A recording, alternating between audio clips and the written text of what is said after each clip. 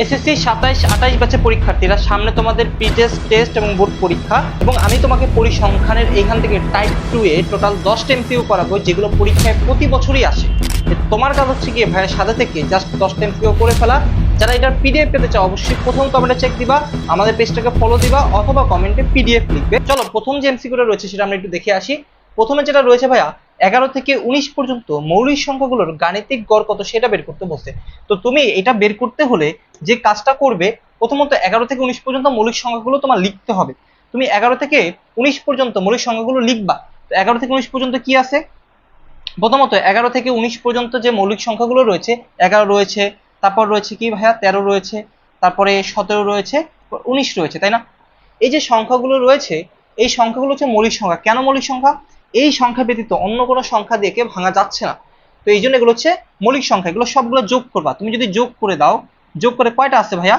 কয়টা আছে? 1 2 3 4, তাহলে 4 দিয়ে ভাগ দিবা। তো ভাগ দাও। তুমি যদি ভাগ দাও 11 যোগ 13 যোগ 17 যোগ 19, তো এখান থেকে পাচ্ছি 60 ভাগ হচ্ছে 4, তো কত হচ্ছে? 15। ভাইয়া 15, অ্যান্সার হচ্ছে 15। সহজ না বলো তো? সহজ। এরপর দেখি ভাইয়া পরবর্তী এমসিকিউ। পরবর্তী এমসিকিউর মধ্যে কি রয়েছে তাকায় দেখো। মধ্যক নির্ণয়ের জন্য এফএম এর মান নিচের কোনটি? এফএম এর মান নিচের কোনটি? এখন তোমাকে এখানে এফএম বলতে পারে, তোমাকে এখানে এফএম বলতে পারে, অথবা তোমাকে এফসি বলতে পারে, এফএমও বলতে পারে অথবা এফসিও বলতে পারে, যে কোনো কিছুই বলতে পারে। তো মধ্যক কোন ঘরে আছে সেটা আগে বের করতে হবে। মধ্যক বের করতে হলে তোমাকে ক্রমযোজিত গণসংখ্যা বের করতে হবে। তো ক্রমযোজিত গণসংখ্যা আমরা জানি গণসংখ্যা দিয়েই বের করে। তো প্রথম ঘরে 6 হয়, এই 6 এবং 16 যোগ করো তাহলে কত হবে? 22 হবে। Okay fine. এরপর কি হবে? 22 এবং 20 যোগ করো তাহলে কত হবে? 42 হবে। এরপরে 42 আর 14 যোগ করো তাহলে হবে 56। এটা হচ্ছে ক্রমযোজিত গণসংখ্যা। আমরা যদি এইভাবে ঘর করতাম তাহলে একই জিনিস হইতো। আমরা যেহেতু এমসিকিউ করতে শর্টকাটে করবো, তো জাস্ট জাস্ট যোগ করছি, এটার সাথে এটা যোগ করছি, এটার সাথে এটা যোগ করছি, এটার সাথে এটা যোগ করছি, তো এখান থেকে যোগফল যেটা হয়েছে সেটার সাথে সেটা যোগ করছি। এখন আমাকে বলছে মধ্যক নির্ণয়ের জন্য এফএম এর মানগুলি, তাহলে মধ্যক কোথায় আছে সেটা দেখতে হবে। তো তুমি একটা জিনিস খেয়াল করো, মধ্যক বের করতে হলে আমাদের আগে যে n/2 করতে হয়, n/2, মানে টোটাল আমার গণসংখ্যা হচ্ছে 56, তাহলে 56 ডিভাইড হচ্ছে 2, তাহলে কত হবে ভাই? 28। তাহলে মধ্যকটা আছে কোথায়? 28 যে ঘরে আছে সেই ঘরে। তাহলে ক্রমযোজিত গণসংখ্যার কোন ঘরে 28 আছে? তাহলে প্রথম কথা কি, ক্রমযোজিত গণসংখ্যা বের করছি, আর ক্রমযোজিত গণসংখ্যা শেষে যেটা বেরোবে সেটাই গণসংখ্যা টোটাল। সেটাকে আমরা 2 দিয়ে ভাগ দিছি 28। এই 28 দেখবা ক্রমযোজিত গণসংখ্যার কোন ঘর আছে? 22 এর মধ্যে কি 28 আছে? না। তাহলে 42 এর মধ্যে 28 আছে। তাহলে এই 42 এর মধ্যে আমাদের এই মধ্যক, মানে 42 এর এই ঘরটায় আমাদের মধ্যক লুকে আছে। তাহলে এই 42 আছে কোন ঘরে? এই যে 41 থেকে 50, তার মানে মধ্যকটা আছে 41 থেকে 50 এর মধ্যে। তাহলে তুমি বলো তো, তো এই যে 28, এই 28টা রয়েছে এই 41 থেকে 50 শ্রেণীর মধ্যে, তাই না? তো আমি ক্রমযোজিত গণসংখ্যা পাইছি, তার মানে এই ঘরটা হচ্ছে আমাদের মধ্যক শ্রেণী। আর এই ঘরের যেটা গণসংখ্যা সেটা হচ্ছে এফএম, মানে যে ঘরের মধ্যক সেই ঘরের গণসংখ্যাটা হচ্ছে এফএম। তাহলে এফএম কত? 20। যদি বলতো এফসি, এফসি মানে এই ঘরের, এই যে ঘরের মধ্যক সেই ঘরের মধ্যকের পূর্ববর্তী শ্রেণীর ক্রমযোজিত গণসংখ্যা, তাহলে সেটা হচ্ছে 22। বুঝতে পারছো? তাহলে সেটা হচ্ছে 22। আশা করি ক্লিয়ার। তাহলে যদি বলে এফএম তাহলে হচ্ছে 20, আর যদি বলে এফসি তাহলে হবে 22। দুটোই কিন্তু অপশনে আছে। ক্লিয়ার? Okay clear. এরপরে এরপরে ভাইয়া পরবর্তী এমসিকিউ দেখো, নিচের কোনটি বিচ্ছিন্ন চলক? আমি লাস্ট একটা ক্লাসে এরকম পড়াইছিলাম, যেটা দশমিকে প্রকাশ করা যায় না, সেটা হচ্ছে কি আমাদের বিচ্ছিন্ন চলক। যেমন জনসংখ্যা, একে দশমিক আকারে ভাঙা যায় না, বা পূর্ণ সংখ্যা আকারে রাখতে হবে। তো সেটা হচ্ছে কি আমাদের জনসংখ্যা। গেল এটা। এরপর এরপর অজীব রেখার লেখ অঙ্কনে ওয়াই অক্ষ বরাবর কোনটিকে দেওয়া হয়? ওয়াই অক্ষ বরাবর, এক্স অক্ষ এবং ওয়াই অক্ষ। এই যে এক্স অক্ষ বরাবর থাকবে শ্রেণীর উচ্চ সীমা, আর ওয়াই অক্ষ বরাবর থাকবে ক্রমযোজিত গণসংখ্যা, ক্রমযোজিত গণসংখ্যা। ক্লিয়ার?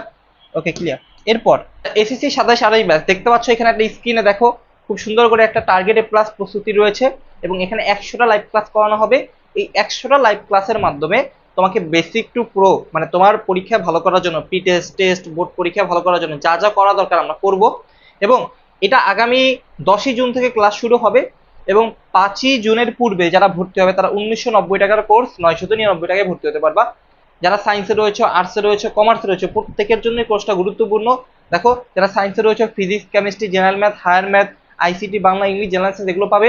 পাশাপাশি যারা তোমার হচ্ছে কমার্সের রয়েছে, আর্টসের রয়েছে, তাদের জন্য রয়েছে general math, ICT, Bangla, English, general science, এই যে সাবজেক্টগুলো রয়েছে এগুলো থাকবে। তো আমি বলবো কি এটা তোমাদের জন্য একটা মাস্টার গোছালো একটা প্রস্তুতি হতে যাচ্ছে, এবং বেসিক টু প্রো কোর্স প্রস্তুতি যেখানে গোছানো ভাবে হবে। যারা এখন পর্যন্ত এনরোলমেন্ট করো নাই আজকের মধ্যেই করে ফেলো, এবং তোমাকে ঈদ উপলক্ষে আমরা এখান থেকে আরো 50 টাকার মতো ডিসকাউন্ট দিতে পারবো। বুঝতে পারছো? যদি আজকের, কালকের এবং 3 দিন অর্থাৎ 3 দিনের মধ্যে যদি ভর্তি হতে পারো, তাহলে এই আজকের ভিডিও তুমি দেখতেছো, এই ভিডিও দেখার মুহূর্ত থেকে 3 দিনের মধ্যে যদি তুমি ভর্তি হও, তাহলে আমরা সেখান থেকে আরো তোমাকে ডিসকাউন্ট দিতে পারবো। তো ভাইয়াদের এই নাম্বারটাই তুমি হচ্ছে গিয়ে ভাইয়াদের এই যে এখানে যে নাম্বারটা দেখতে পাচ্ছ, এই হোয়াটসঅ্যাপে মেসেজ দাও, এখানে বিস্তারিত তথ্য তোমাকে আমরা জানিয়ে দিব, এবং আজকের মধ্যেই এনরোলমেন্ট করে ফেলো। বুঝতে পারছো? এটা কিন্তু 5ই জুনের পূর্বে যদি ভর্তি হয় 1990 টাকা, এরপরে 1990 টাকা কোর্স 999 টাকা, এরপরে ভর্তি হলে কিন্তু আলটিমেটলি এটা দেওয়া যাবে না। তাই এখনই মেসেজ। পরবর্তী এমসিকিউ, পরবর্তী এমসিকিউর মধ্যে রয়েছে দেখো ভাইয়া, উপাত্তের ক্ষেত্রে প্রচুরক, প্রচুরক আসলে কোনটাকে নির্দেশ করে?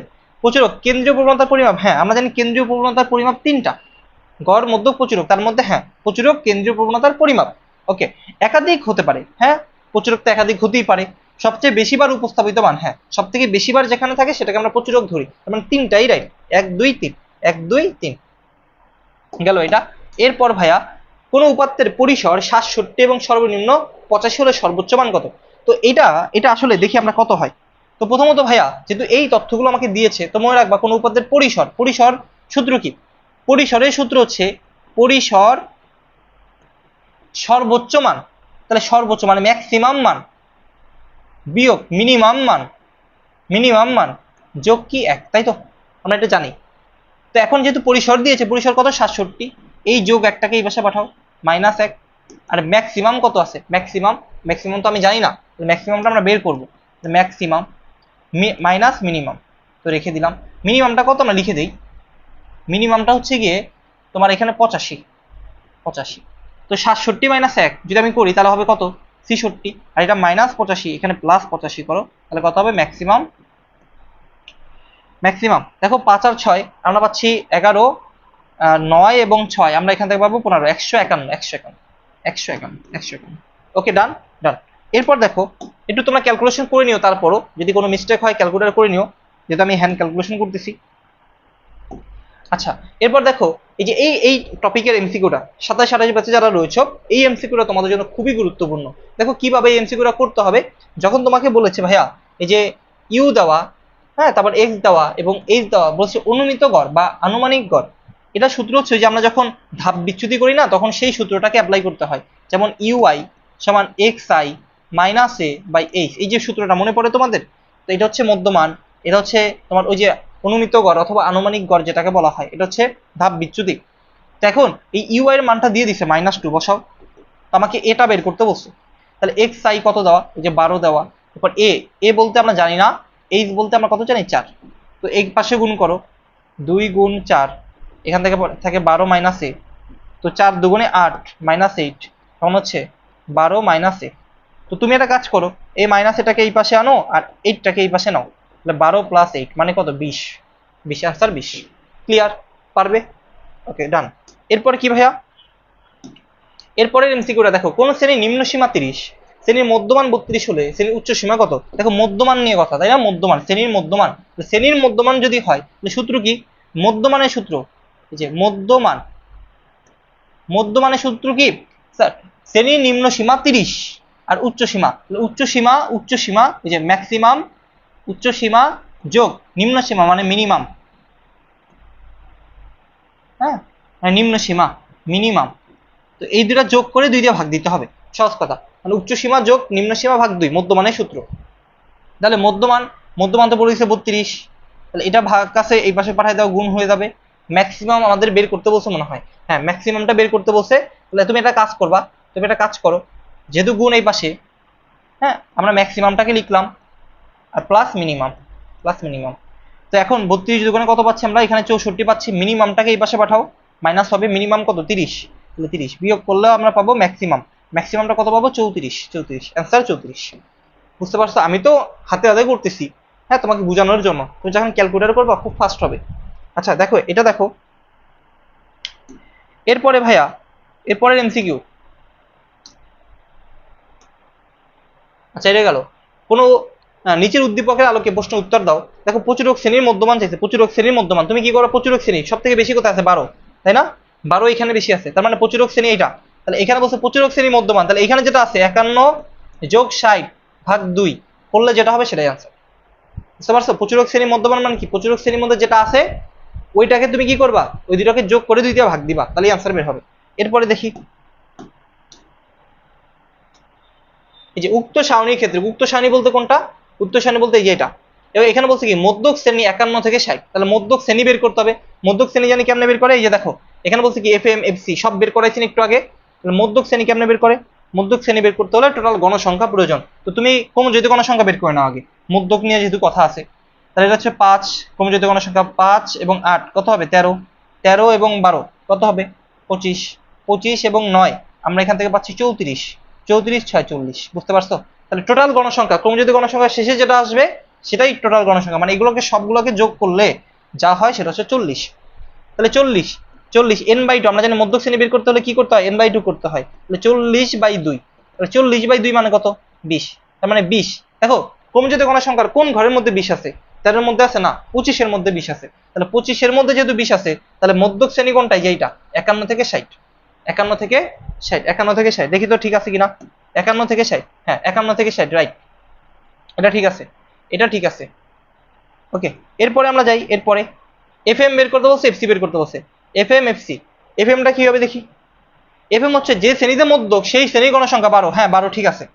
এফসিটা কি হবে, এফসি হচ্ছে যে শ্রেণীতে মধ্যক তার আগের ক্রমযোজিত গণসংখ্যা 13, তাহলে 12 13 12 13 12 13 দেখি তো 12 ঠিক আছে মিলছে, কিন্তু 25 মিলল না, 25 মিলে নাই, 25 মিলে নাই। বুঝতে পারছো? তার মানে 1 এবং 2 রাইট, 1 এবং 2 রাইট, 1 এবং 2 রাইট। আশা করি ক্লিয়ার, ক্লিয়ার। কেমন লাগলো অবশ্যই কমেন্টে জানাও, এবং পরবর্তী কোন ভিডিওগুলো চাচ্ছ সেটা আমাদেরকে কমেন্ট করে জানাতে ভুলবা না। আর প্রথম কমেন্টে কিন্তু অবশ্যই চেক